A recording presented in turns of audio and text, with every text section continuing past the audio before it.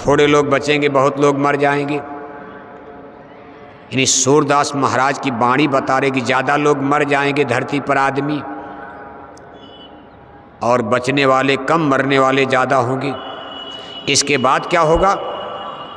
कहा स्वर्ण फूल बन पृथ्वी फूले, धर्म की बेली बढ़े, सहस वर्ष नो सतयुग व्यापे, सुख की दशा फिरे, रीमन धीरज क्यों न धरे, संबत 2000 के ऊपर ऐसा जोग पड़े, हलधर पुत्र परम सुख जन्मे, देहली छत्र फिरे। अब यहाँ हलधर का अर्थ लोग अलग अलग लाते हैं। कुछ लोग हलधर का मतलब किसान से लगाते हैं कि ऐसा समय आएगा कि हलधर पुत्र एक अवतारी पैदा होगा, लेकिन वो किसान होगा, किसान के घर में पैदा होगा, शहर में नहीं, वो कहीं गांव में जंगल में किसान घर में पैदा होगा। उसको हलधर पुत्र माने किसान का पुत्र कहा जाएगा। और देहली छत्र फिरे, देहली माने दिल्ली का छत्र उसके सर पर बंधेगा। कुछ लोग हलधर का मतलब बलदाऊ से लगाते। भगवान श्री कृष्ण के बड़े भाई बलदाऊ थे,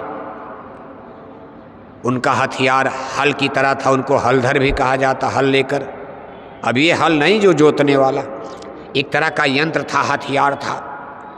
अगर अपना हल छोड़ दें तो हजारों लोग मर जाते थे, ऐसी मिसाइल थी वो, इसलिए उनका नाम हलधर है। कुछ लोग कहते हैं उनके पुत्र। अगर मान लो हलधर पुत्र बलराम का पुत्र बलदाऊ पुत्र भी मान लिया जाए, तो बलराम और कृष्ण का जन्म भी देखो इसी मथुरा में। वो लोग भी गाय चराए जंगल में ही रहे हैं लोग, छोटे छोटे घरों में जन्म हुआ है। लेकिन कुल मिलाकर के ये सब महापुरुषों की वाणी, और गलत तो होगी नहीं। सभी ग्रंथों में कुछ न कुछ, रामायण में, गीता में, वेद, भागवत, मुसलमानों के हदीस में, ईसाइयों की बाइबल में, सिखों के गुरु ग्रंथ साहब में, सिखों के गुरु ग्रंथ साहब में लिखा है कि दिल्ली तखत पर बहेगी, दिल्ली माने दिल्ली, दिल्ली तखत पर बहेगी वाह गुरु की फौज, फतेह दिलावें शीश पर बड़ी करेंगे मौज, उदयस्त जहाँ लग याकी बचे न कोई, बने रियाया सागरी धरती ऊपर जई, गुरु की फौज करेगी मौज। यानी सिख गुरु साहिबानों की वाणी कह रही है कि आगे गुरु की फौज, उसका सारी दुनिया पर झंडा गड़ेगा। अभी तो आप किसी और की फौज, कोई राम नाम, कोई कृष्ण नाम, कोई ये नाम, कोई ये नाम, कोई ये नाम।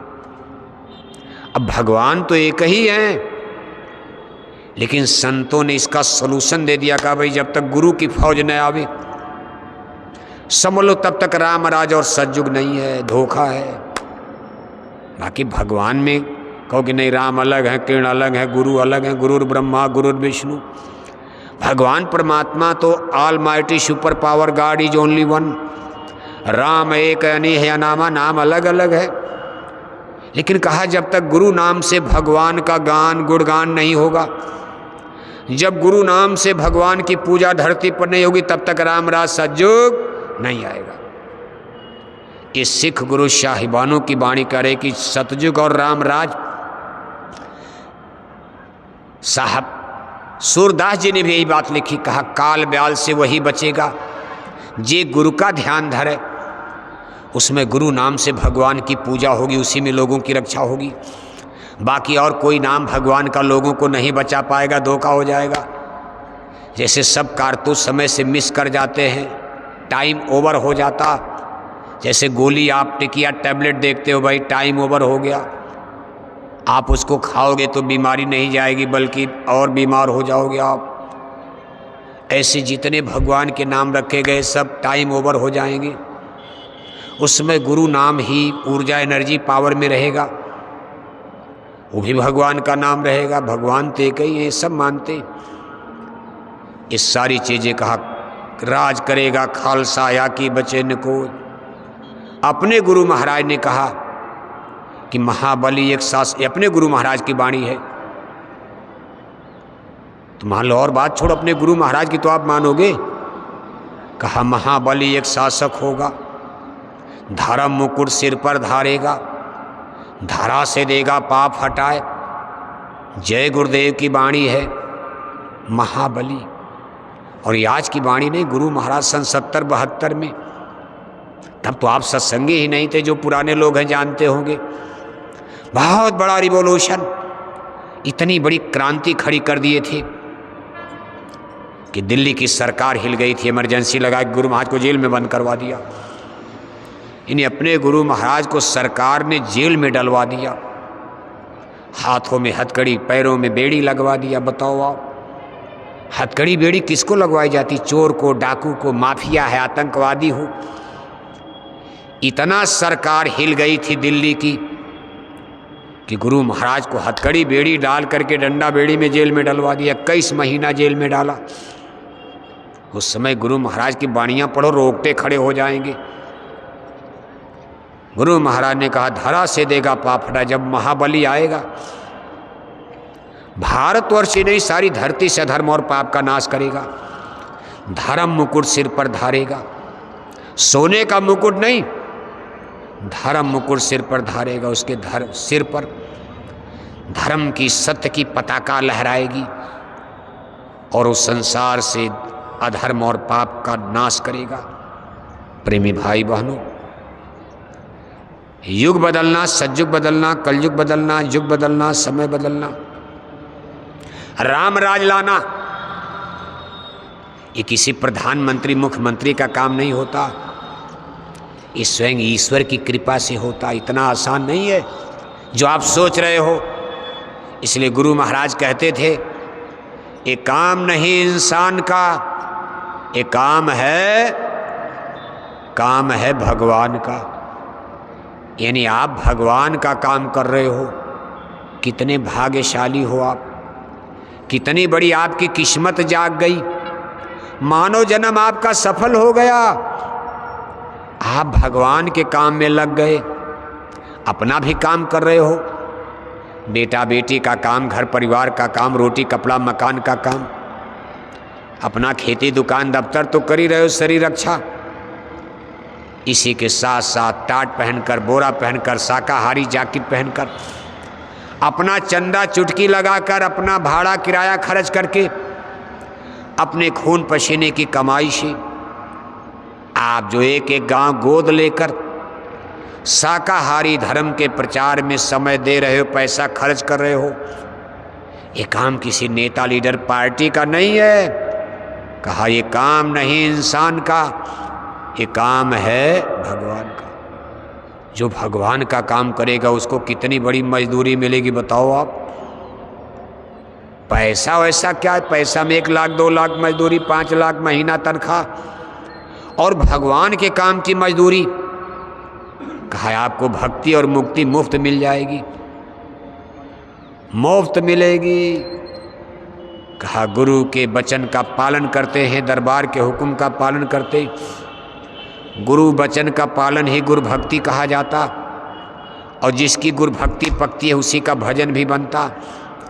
सदगुरु कहे करो तुम सोई, मन के कहे करो मत कोई। जो भी दरबार का हुक्म है या गुरु महाराज ने जो आपको आदेश दिया शाकाहारी धर्म का प्रचार,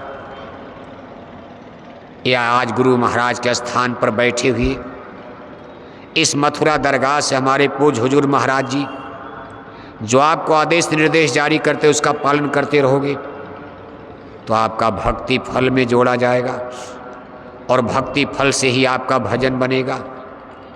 मान लो इस काम में अगर आप बीच में मर भी गए, मान लो बहुत से सत्संगी हमारे मर गए, सत्संग में जाते जाते एक्सीडेंट हो गया, मर गए।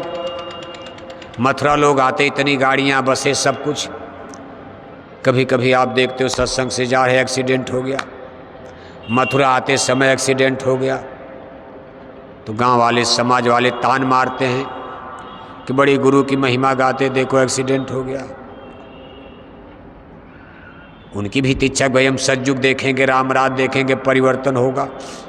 अब इसमें देखो मौत आ गई तो युग तो बदला नहीं, अभी तो सतयुग आएगा नहीं, अभी तो सतयुग आने में बहुत समय लगेगा, बहुत साल का समय भी चल रहा, और मान लो बीच में मौत भी हो गई, इसका आपको लाभ मिलेगा, घाटा नहीं होगा। ये जो मेहनत कर रहे हो आप भक्ति और सेवा, आपकी आत्मा को नरकों से बचाया जाएगा, आपको गाय बैल कुत्ता बिल्ला बनने से बचाया जाएगा,